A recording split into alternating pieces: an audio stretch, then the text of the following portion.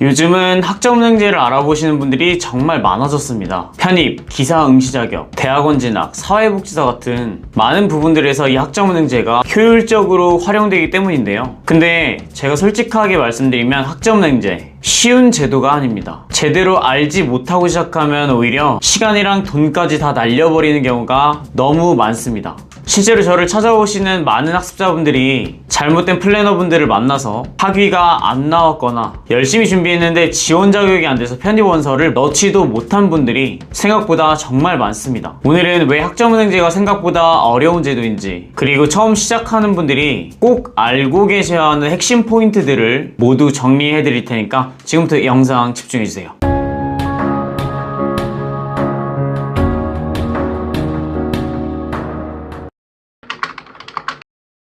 많은 분들이 학점은행제를 잘못 이해하고 시작하십니다. 학벌을 세탁하기 위해서 쉽게 학위를 따려고, 그냥 빠르게 졸업하려고. 근데 단순히 이런 마인드로 접근하면 대부분은 중간에 후회합니다. 왜냐하면 학점은행제는 말 그대로 학점을 모아서 조건을 맞추는 제도이지 일반 대학처럼 학벌적인 메리트를 얻는 구조가 아니기 때문입니다. 대신 목적이 명확한 사람들한테는 엄청 효율적인 제도라고도 할 수 있습니다. 예를 들어서 편입학을 준비한다거나 기사나 산업기사 응시 자격을 준비하는 것, 또는 대학원을 진학하기 위한 학위 취득, 사회복지사 취득, 이러한 목표가 있는 분들에게는 시간과 비용을 크게 줄일 수 있다는 점에서 굉장히 메리트 있는 제도인 건 맞습니다. 특히 직장인분들은 일반 대학을 다시 다니는 것보다는 훨씬 현실적인 선택지가 될 수 있고요. 그래서 중요한 건 학점은행제를 도대체 왜 하려고 하는지를 먼저 명확하게 하시라는 겁니다.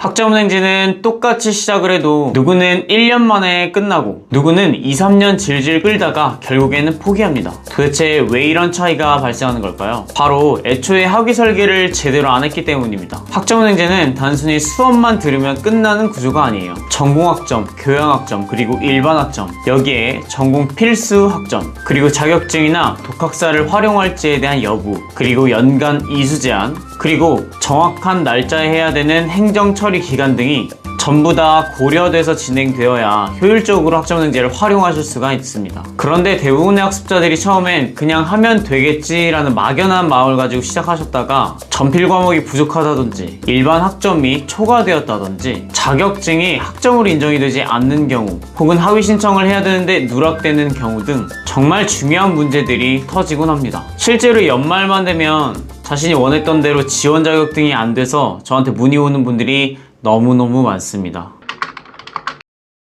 저 역시도 플래너를 하고 있지만 이 부분은 정말 솔직하게 말씀드리는 것이 좋을 거라고 생각을 해요. 인터넷에 학점은행제를 검색하면 여러분들이 보시는 컨텐츠나 많은 내용들은 거의 대부분 광고입니다. 무료 상담, 카톡 문의, 최단 기간 가능 같은 여러분들을 현혹시킬 만한 문구들로 여러분들이 학점은행제를 바로 시작할 수 있게끔 촉발합니다. 하지만 이런 키워드들 자체가 문제가 아니라 정말 믿을 수 있는 플래너가 그렇게 많지 않다는 점이 여러분들께 한 번 더 주의하시라고 꼭 당부를 드리는 겁니다. 실제로 많은 사례들에서 편입 지원 자격을 잘못 안내한다든지, 잘못된 학위 플랜을 제공한다든지, 불필요한 자격증을 추천한다든지, 학사 일정 등을 누락시킨다든지, 이러한 작지만 작지 않은 문제들이 생각보다 많이 발생하곤 합니다. 특히 인생을 건 편입학을 준비하는 분들에게는 더더욱 조심해야 하는데요. 왜냐하면 학점은행제라는 것이 결국엔 편입 공부하는 시간을 확보할 수 있고, 또 편입학에 필요한 전적대 성적을 채우는 게 목표인데 비효율적인 플랜으로 학점을 따느라고 시간과 에너지를 생각보다 많이 써버리는 경우가 정말 많습니다. 그래서 중요한 건 학점은행제를 플래너와 함께 하느냐 안 하느냐가 중요한 게 아니라 이 사람이 내 편입학에 얼만큼 도움을 줄 수 있는지를 판단하실 수 있는 눈을 여러분들이 가지셔야 합니다. 학점은행제에 대한 전반적인 이해와 자신의 성향 자체가 매우 계획적이라면 혼자 진행하는 것도 충분히 가능합니다. 다만 학점은행제를 이용하시는 것이 처음이시라면 최소한 학위 구조나 학점 인정 방식, 행정 절차, 일정 관리 등은 최소한 이해하고 시작을 하시길 바랍니다. 많은 분들이 학점은행제를 쉽게 보시는 이유가 있습니다. 100% 온라인이라면 그냥 틀어만 두면 되는 거 아니야? 네, 맞긴 합니다. 대학보다는 훨씬 자유롭고 쉽게 이수가 가능한 것도 사실이긴 합니다. 근데 문제는 자유로운 만큼 스스로 관리해야 된다는 점에 있습니다. 출석기간, 토론, 과제, 중간고사, 기말고사, 그리고 행정 절차까지 전부 직접 관리하고 챙겨야 합니다. 그리고 제가 말씀드린 이 부분에서 작은 거 하나라도 놓친다면 그대로 F, 즉 과락이 나오는 경우도 굉장히 많습니다. 특히 직장인분들이나 다른 일과 병행해서 하는 분들이라면 하루 이틀 미루다가 학기 자체가 밀려버리는 경우가 생각보다 정말 많아요. 그래서 학점은행제는 공부를 잘하는 사람보다 관리와 계획에 능통한 사람이 훨씬 성적 받기 유리하다는 사실을 여러분들이 꼭 아시면 좋을 것 같아요. 실제로 학점은행제를 자신의 인생에 정말 좋은 계기로 만드는 분들을 살펴보면 알람을 설정해두고 일정표를 따로 관리하고 미리미리 과제를 제출하고 시험 기간을 미리 체크하고 안내사항이 나오면 정말 세심하고 면밀하게 살펴보는 이런 꼼꼼함 등이 있습니다. 반대로 실패하거나 원하는 결과가 안 나오는 분들은 대부분 나중에 해야지가 습관인 분들이 대부분이고요. 자신이 계획을 세우고 그것을 실천하는 데 있어서 어려움이 많은 분들이 정말 많습니다.